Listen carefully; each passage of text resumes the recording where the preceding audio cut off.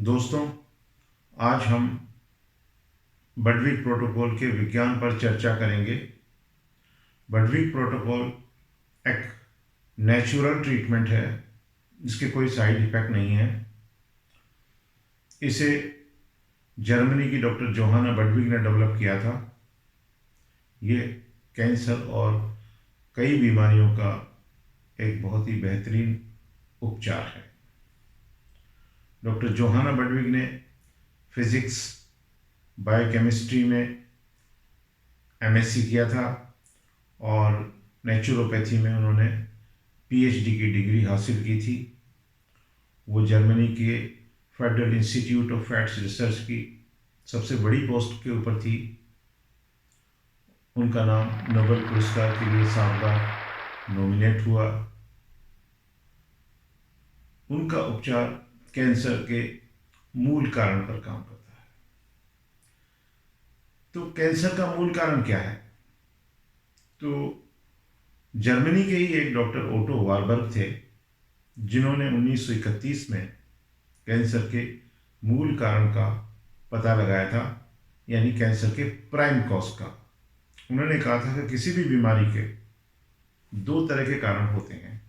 एक होता है मेन कारण, मुख्य कारण। वो एक होगा और हर रोगी में आपको वो देखने को मिलेगा। और उसके बाद उन्होंने कहा कि किसी भी बीमारी के कई सेकेंडरी कॉजेज हो सकते हैं। वो किसी मरीज में कोई सेकेंडरी कॉज मिलेगा, किसी में कोई सेकेंडरी कॉज मिलेगा। जैसे जैसे मैं मलेरिया का उदाहरण देता हूँ आपको। मलेरिया का जो मूल कारण है वो मलेरिया का पैरासाइट है, प्लाज्मोडियम वाइवेक्स। उसकी 4 किस्में हैं। जब तक वो आपके शरीर में नहीं पहुंचेगा आपको मलेरिया नहीं होगा। लेकिन जैसे पुअर हाउसिंग कंडीशंस, जैसे मच्छर का काटना, ये सेकेंडरी कॉजेस हैं। ये आपको देखने को मिलेंगे, कभी कभी नहीं मिलेंगे। क्योंकि आप अगर इन्फेक्टेड ब्लड को, मलेरिया पैरासाइट से इन्फेक्टेड ब्लड को अगर ट्रांसफ्यूज कर देंगे किसी को, तो भी उसको मलेरिया हो जाएगा। यहाँ मच्छर ने नहीं काटा है उससे। तो ये सेकेंडरी कॉजेस है। अब उन्होंने कहा कि कैंसर का जो मूल कारण है वो है हमारी कोशिकाओं में ऑक्सीजन की कमी हो जाना। उन्होंने कहा कि अगर हम 48 घंटे के लिए हम सेल में ऑक्सीजन का लेवल अगर 35% कम कर दें तो वो सेल कैंसरस हो जाएगा। और उन्होंने ये बताया कि जो जो सेल्स हैं, जब ऑक्सीजन उनमें नहीं पहुंच पाती है तो फिर वो ग्लूकोज का फर्मेंटेशन करने लगते हैं। इस फर्मेंटेशन में सिर्फ 5% ऊर्जा बन पाती है और एक खराब वाला लीवो रोटेटिंग लैक्टिक एसिड बनने लगता है जो हमारे बॉडी को एसिडिक बनाता है। इनको इस खोज के लिए 1931 में नोबेल पुरस्कार से नवाजा गया। डॉक्टर ओटो वारबर्ग के सिद्धांतों को हम इस चित्र द्वारा भी समझ सकते हैं। इसमें दाईं तरफ एक सेल बना हुआ है और उसकी सेल मेम्ब्रेन दिखाई दे रही है, और बाईं तरफ से ये ऑक्सीजन आ रहे हैं लेकिन ये अंदर नहीं जा पा रहे हैं सेल के। तो ग्लूकोज का फर्मेंटेशन हो रहा है, सिर्फ 5% एनर्जी बन रही है, एसिड का फॉर्मेशन हो रहा है और कैंसर डेवलप हो गया है। हमारे शरीर की जो एनर्जी करेंसी है उसे हम एडिनोसिन ट्राइफॉस्फेट या शॉर्ट में एटीपी भी कहते हैं। और हमारे सेल में जो एनर्जी का यानी कि एटीपी का जो प्रोडक्शन होता है वो 3 स्टेप्स में होता है। पहली स्टेप है ग्लाइकोलाइसिस, जो ऑक्सीजन की एब्सेंस में भी संपन्न हो जाती है और इसमें 2 एटीपी बनते हैं। दूसरी स्टेप है क्रेब्स साइकिल और तीसरी स्टेप है इलेक्ट्रॉन ट्रांसफर चेन। ये क्रेब्स साइकिल और इलेक्ट्रॉन ट्रांसफर चेन दोनों एरोबिक स्टेप्स हैं, मतलब बिना ऑक्सीजन के संपन्न नहीं होंगी और इनमें क्रमशः 2 और 32 से 34 एटीपी बनते हैं। इस तरीके से मतलब अगर हमारे सेल में प्रॉपर ऑक्सीजन पहुंच रही है तो हम 36 से 38 एटीपी बनाएंगे। लेकिन अगर ऑक्सीजन नहीं मिल रही है सेल को तो ग्लाइकोलाइसिस होगा, Krebs cycle electron transfer chain नहीं होंगी, ग्लूकोज का फर्मेंटेशन होगा, लैक्टिक एसिड बनेगा और कुल हमें सिर्फ 2 यूनिट यानी 5% एनर्जी हमें मिल पाएगी। डॉक्टर ओटो वार्बर्ग ने हमें यह भी बताया कि ऑक्सीजन को सेल में पहुंचाने के लिए 2 तत्व जरूरी होते हैं। पहला उन्होंने बताया कि सल्फर युक्त प्रोटीन, जो हमारे कॉटेज चीज, क्वार्क, पनीर वगैरह में मिलते हैं। और दूसरा उन्होंने कहा कि कुछ फैट्स हैं जिन्हें हम पहचान नहीं पा रहे। डॉक्टर ओटो वार्बर्ग ने कई प्रयोग किए थे, उन्होंने ब्यूटेरिक एसिड को भी लेकर प्रयोग किए थे, लेकिन वो असफल रहे। वो ये तो मानते थे कि फैट तो है कोई जो उस ऑक्सीजन को सेल में पहुंचाने के लिए ज़रूरी है, लेकिन वो फैट क्या है उसे कोई भी नहीं पहचान पा रहा था। आप इस बात को इस तरीके से भी समझ सकते हैं कि ऑक्सीजन जिस प्लेन से, उसके जिस वाहन से सेल के अंदर पहुंचता है, उस प्लेन में 2 इंजन्स होना जरूरी है। पहला है प्रोटीन और दूसरा है फैट। अगर ये दोनों इंजन्स नहीं होंगे तो ये फ्लाइट टेक ऑफ ही नहीं करेगी। लेकिन अगर दोनों तत्व मौजूद हैं, दोनों इंजन उस फ्लाइट में हैं, तो ऑक्सीजन को लेकर के ये फ्लाइट सीधी सेल के अंदर जाकर लैंड करेगी। अब समय बीतता रहा और 1949 में जर्मनी की डॉक्टर जोहाना बर्डविग ने एक पेपर क्रोमेटोग्राफी नाम की टेक्निक डेवलप की। इस टेक्निक से वो फैट्स को पहचानना, उनकी प्रॉपर्टीज को, वो कैसे बिहेव करते हैं, कैसे काम करते हैं, सारी उनकी कार्य प्रणाली को समझना पॉसिबल हुआ। वो फैट्स थे अल्फा लिनोलेनिक एसिड और लिनोलिक एसिड। एक ओमेगा 3 फैट है, एक ओमेगा 6 फैट है, और ये दोनों फैटी एसिड्स अलसी के कोल्ड प्रेस तेल में भरपूर मात्रा में मिलते हैं। ये फैट्स हमारे शरीर में नहीं बन सकते हैं, इन्हें डाइट द्वारा लेना जरूरी है, इसलिए इन फैट्स को असेंशियल फैट्स का दर्जा दिया गया है। अब मैं आपको अल्फा लिनोलेनिक एसिड की क्वांटम साइंस को समझाने की कोशिश करता हूं। तो आप देख रहे हैं इसमें कि एक अल्फा लिनोलेनिक एसिड का चित्र है, और ये अल्फा लिनोलेनिक एसिड एक 18 कार्बन की चेन होता है। इसके पहले कार्बन को अल्फा, दूसरे को बीटा, तीसरे को गामा, चौथे को डेल्टा, और इस तरीके से जो आखिरी कार्बन होता है उसको हमेशा ओमेगा कहते हैं। ये जो पहला कार्बन है वहां पर एक कार्बोक्सिल ग्रुप बना हुआ है, मतलब COOH बना हुआ है। इसको हम हेड भी कहते हैं या इसको कार्बोक्सिल एंड भी कहते हैं। और ये जो ओमेगा कार्बन है, लास्ट कार्बन है, यहां पर एक मिथाइल ग्रुप बना हुआ है, मतलब CH3 बना हुआ है।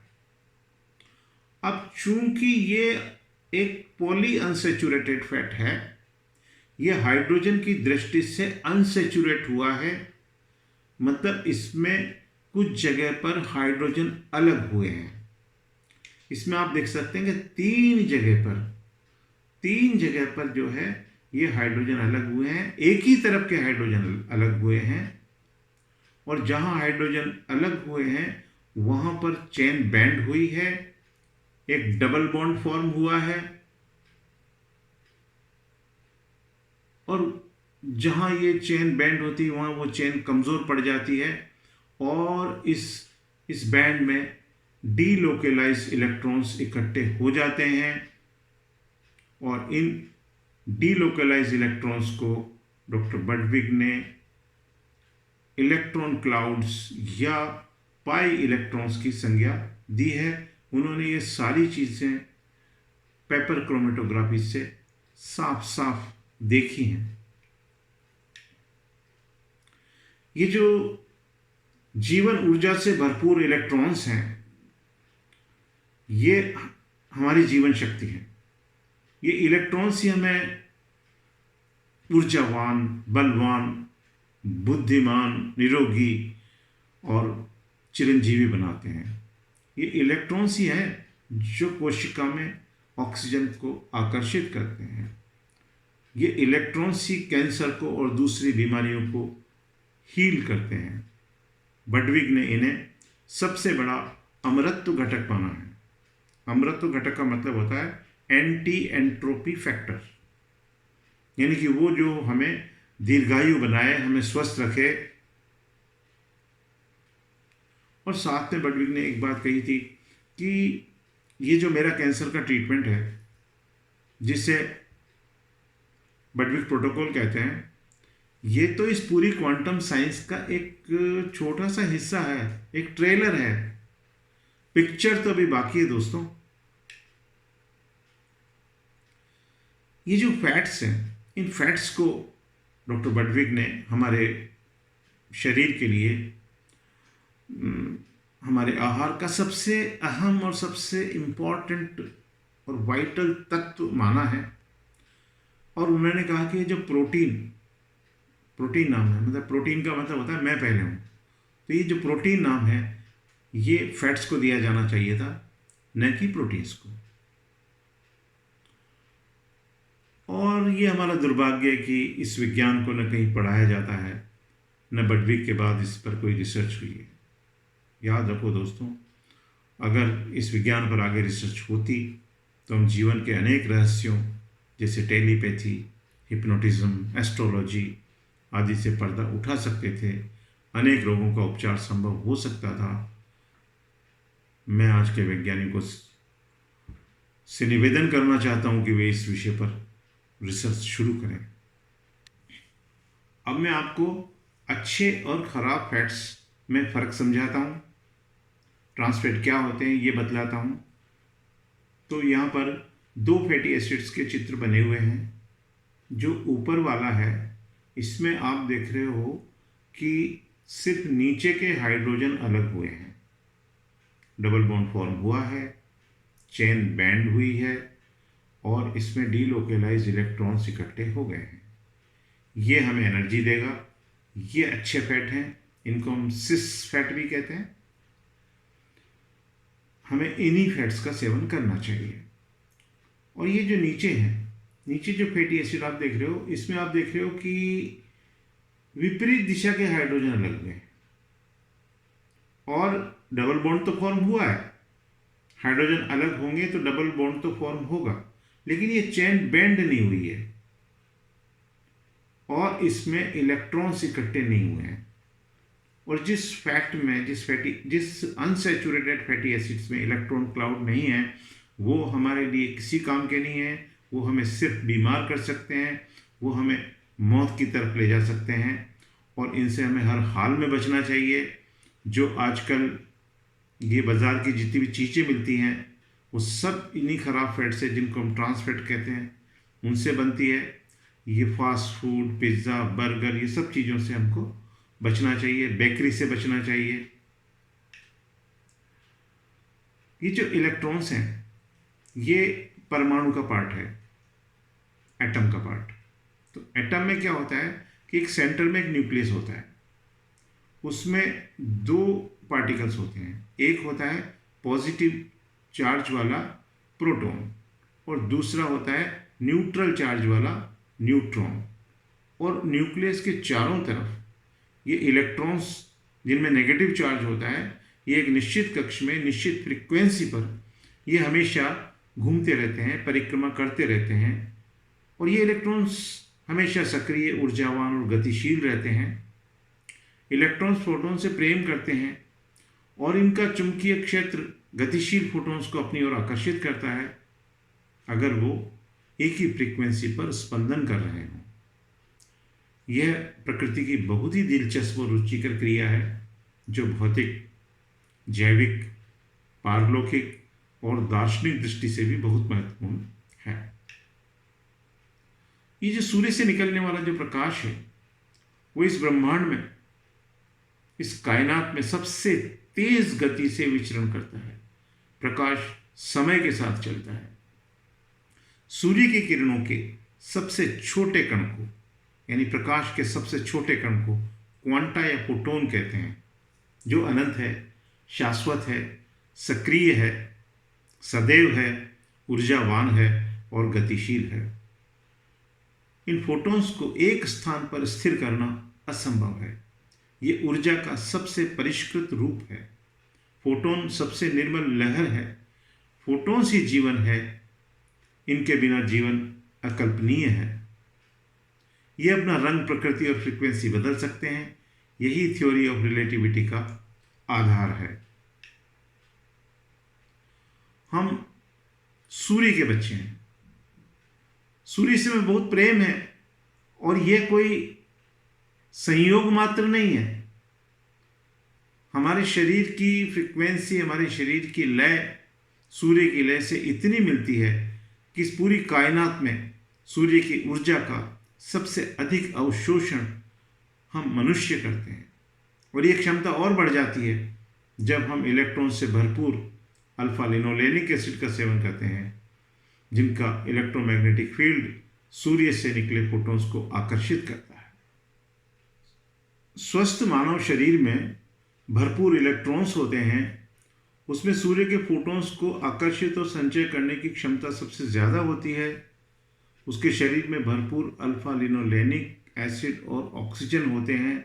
उसकी सारी जीवन क्रियाएं सुचारू रूप से संपन्न होती है। वह सदैव ऊर्जावान, बलवान, बुद्धिमान, चरित्रवान, निरोगी और चिरंजीवी रहता है। वह सदैव भविष्य में आगे की ओर अग्रसर रहता है। इसे मानुष की संज्ञा दी गई है। इसके विपरीत अमानुष की भी परिकल्पना की गई है। अमानुष में फोटॉन्स, इलेक्ट्रॉन्स बहुत कम होते हैं। वह ऊर्जाहीन और कमज़ोर रहता है। उसकी जीवन क्रियाएं शिथिल हो जाती हैं। उसके विचार और सोच नकारात्मक हो जाते हैं। वह विभिन्न रोगों से ग्रस्त रहता है और गर्त में चला जाता है। जल्दी मृत्यु को प्राप्त होता है। ये फ्रेडरिक डेसार हैं, एक बहुत बड़े क्वांटम फिजिसिस्ट थे। इन्होंने कहा था कि अगर हमारे शरीर में ये जो सोलर इलेक्ट्रॉन्स हैं, इनकी संख्या को हम 10 गुना बढ़ा दें तो मनुष्य की उम्र 10,000 वर्ष हो जाएगी। जब हम अलसी के तेल और पनीर को ब्लेंड करते हैं तो उनकी बॉन्डिंग होती है। जो हमारा अलसी का तेल है उसमें अल्फा लिनोलेनिक एसिड है और उसमें ये नेगेटिवली चार्ज इलेक्ट्रॉन्स क्लाउड्स हैं, और जो पनीर है उसमें सल्फर कंटेनिंग प्रोटीन का ये जो पीला है सल्फर ग्रुप, वो पॉजिटिवली चार्ज होता है।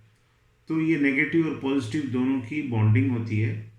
ये दोनों एक दूसरे को अट्रैक्ट करते हैं और एक लाइपोप्रोटीन नाम का पदार्थ बनाते हैं जो हमारी सेल मेम्ब्रेन्स, हमारे माइटोकॉन्ड्रियाज की इनर आउटर मेम्ब्रेन्स का हिस्सा बनते हैं।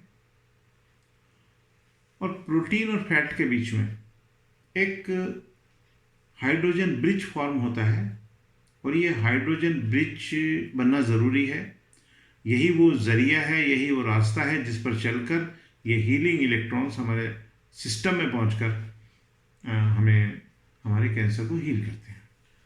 अब बडवी के पास वो दोनों तत्व थे जो ऑक्सीजन को सेल में आकर्षित करते हैं। तो उन्होंने सोचा कि अब मैं कैंसर को हील कर सकती हूँ।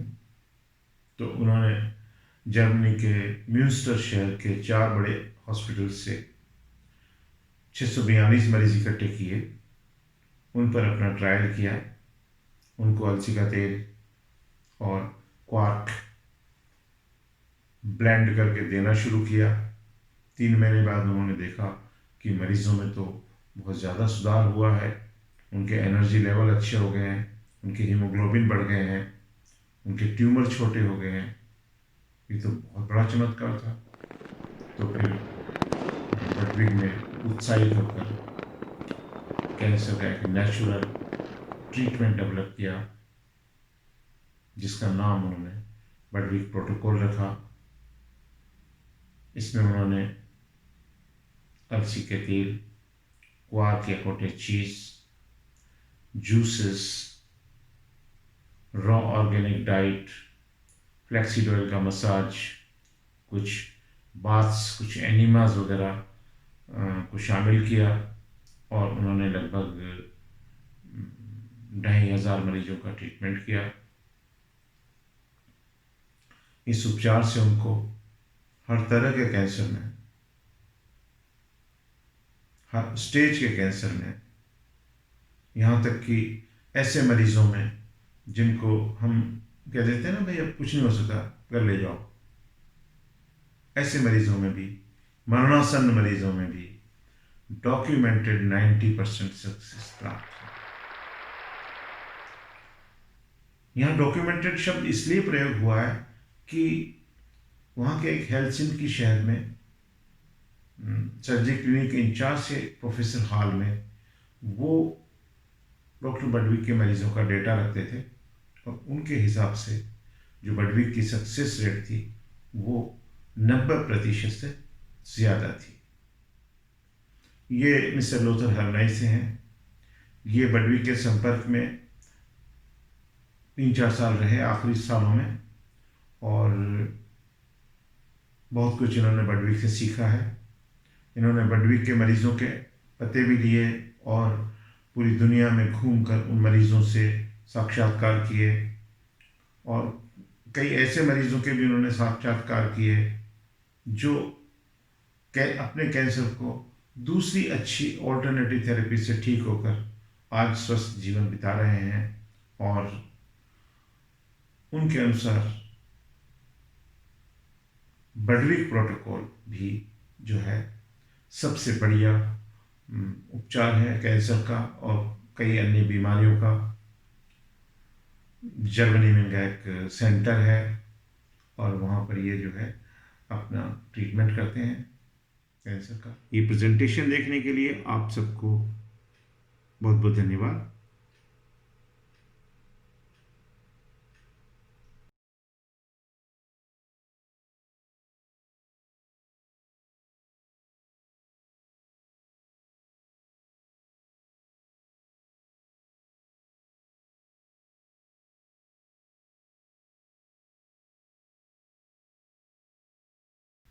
इस चित्र में आप देख रहे हैं कि दाईं तरफ एक सेल है जिसकी सेल मेम्ब्रेन भी आपको दिखाई दे रही है। आप देख रहे हैं कि ऑक्सीजन के जो वो लाल मॉलिक्यूल्स हैं वो सेल के अंदर नहीं जा पा रहे हैं। तो ऑक्सीजन जब अंदर नहीं जा पा रही है तो ग्लूकोज का फर्मेंटेशन हो रहा है, खराब वाला लैक्टिक एसिड बन रहा है और कैंसर हो गया है। हमारे शरीर में जो एनर्जी का प्रोडक्शन होता है उसकी 3 स्टेप्स होती हैं और जो हमारी एनर्जी है उसको हम एडिनोसिन ट्राइफॉस्फेट कहते हैं, शॉर्ट में इसको हम एटीपी कहते हैं। तो जो एनर्जी प्रोडक्शन की जो पहली स्टेप है वो ग्लाइकोलाइसिस है। इसमें ग्लूकोज के 2 पायरूवेट बनते हैं, 2 पीस हो जाते हैं ग्लूकोज के और ये प्रक्रिया बिना ऑक्सीजन की भी संपन्न हो जाती है। लेकिन जो अगली 2 स्टेप्स हैं क्रेब्स साइकिल और इलेक्ट्रॉन ट्रांसफर चेन, ये दोनों एरोबिक स्टेप्स हैं। इनमें ऑक्सीजन ज़रूरी है, ऑक्सीजन के बिना ये संपन्न नहीं होती हैं और इन तीनों स्टेप्स में क्रमशः 2 और 2 और 34 से 36 यूनिट एनर्जी यानी एटीपीस बनते हैं जब प्रॉपर्ली ऑक्सीजन सेल में पहुंचेगी। लेकिन आप देख रहे हैं दाईं साइड कि अगर ऑक्सीजन नहीं पहुंच रही है सेल्स में तो ग्लाइकोलाइसिस तो संपन्न हो जाएगा, लेकिन इलेक्ट्रॉन ट्रांसफर चेन और क्रेब्स साइकिल संपन्न नहीं होगी, और सिर्फ 2 यूनिट एनर्जी यानी 2 ATP जनरेट होंगे, यानी लगभग 5% एनर्जी बन पाएगी।